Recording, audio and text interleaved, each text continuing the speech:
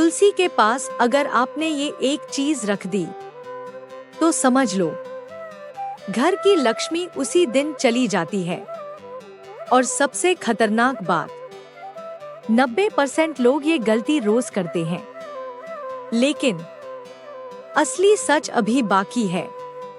हिमालय की ऊंचाइयों में, जहां बर्फ की चादरों के बीच महादेव गहरी समाधि में लीन थे, तभी एक चिंतित आवाज गूंजी, नारायण नारायण।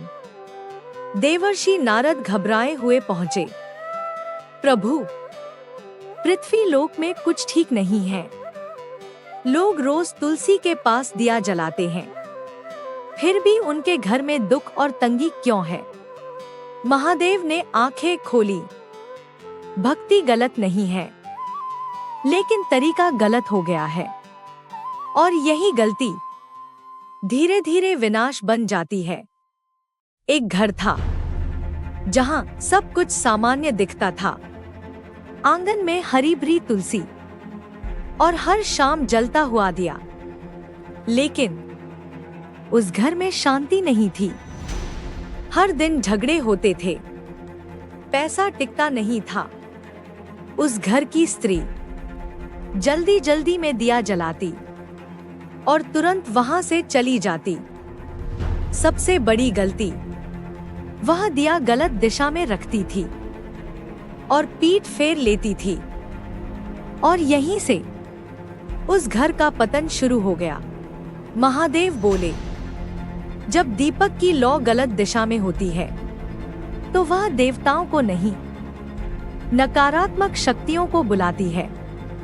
और फिर जो हुआ वो बेहद डरावना था।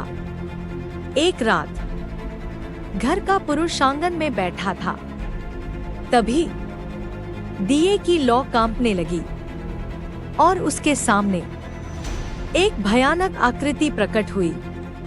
वो थी अलक्ष्मी। अलक्ष्मी हंसते हुए बोली, मैं इस घर में इसलिए आई हूं क्योंकि तुमने खुद मुझे बुलाया है। तुम्हारी पूजा मुझे शक्ति दे रही है। अगर तू अमीर बनना चाहता है तो कल दिए में थोड़ा सा नमक डाल देना और देख तेरी किस्मत कैसे बदलती है। अगले दिन उसके हाथ में नमक था। वह धीरे धीरे दिए के पास पहुंचा।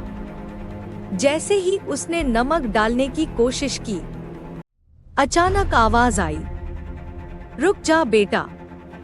दिया में नमक डालना मतलब अपने घर की लक्ष्मी को बाहर करना।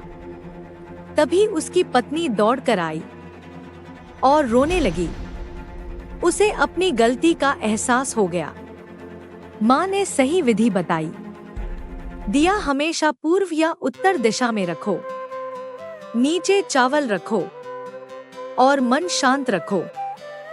फिर माँ ने मंत्र बताया, शुभम करोति कल्याणम, आरोग्यम धन संपदा, शत्रु बुद्धि विनाशाय, दीप ज्योतिर नमोस्तुते। जैसे ही सही विधि अपनाई गई, घर की ऊर्जा बदल गई। तुलसी फिर से हरी हो गई, झगड़े खत्म हो गए और अलक्ष्मी हमेशा के लिए चली गई। अब एक सवाल आपसे, क्या आप भी वही गलती कर रहे हैं? अगर हाँ, तो आज से उसे सुधार लीजिए। कमेंट में लिखिए, हर हर महादेव।